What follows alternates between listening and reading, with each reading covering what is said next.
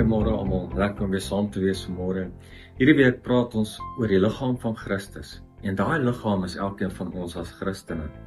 Ons is by mekaar gevoeg. Efesiërs 4 vers 15 en 16 praat van dit, waar Jesus die hoof is.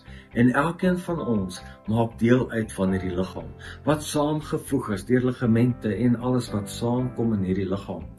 En uiteindelik homself op te bou deur liefde. En so maklik distansieer ons onsself van die liggaam van die Here. So maklik is dit om by die huis te bly, so maklik is dit om nie te doen wat die Here van ons verwag nie. En ons as Christene word geroep om deel uit te maak van hierdie liggaam. As Jesus eendag terugkom, kom hy terug vir 'n bruid.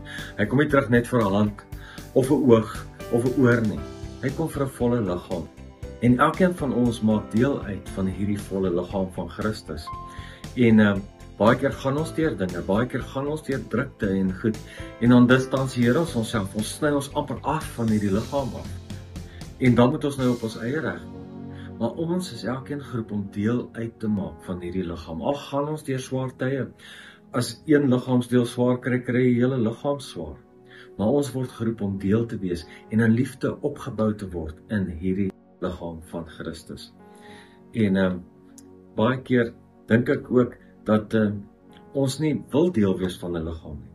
Maar die Here roep ons om deel te wees van hierdie liggaam, om deel uit te maak van dit, en ons so ook mekaar op te bou. Baie keer is dit nodig om 'n WhatsApp te stuur, of iemand te bel, of om miskien te vat vir koffie om uit te gaan. En baie keer moet ons vir mense bid wat siek is, maar ons doen dit soms nie, want ons nou, weet jy, hulle gaan okay wees.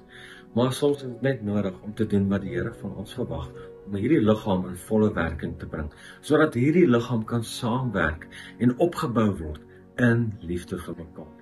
Kom ons gee om vir iemand hierdie week, kom ons reik uit na iemand, en ek is seker, soos ek gepraat het daar iemand in die gedagte gekom. Stuur daai WhatsApp, bel vandag, moenie dit uitstel nie, gaan bid vir daai persoon wat siek is. Kom ons maak 'n verskil, waar elkeen van ons gaan in hierdie week, om hierdie liggaam van God op te bou. Kom ons bid saam. Here, ek bid vir elkeen wat kyk. En dankie dat ons net kan doen wat U verwag ons moet doen vandag.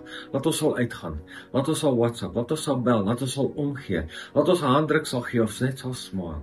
Here, daar waar iemand die Here nodig het, wat deur ons werk, dat ons hulle sal aanraak in hierdie dag en 'n verskil sal maak vir die koninkryk van God hier op aarde. In Jesus naam.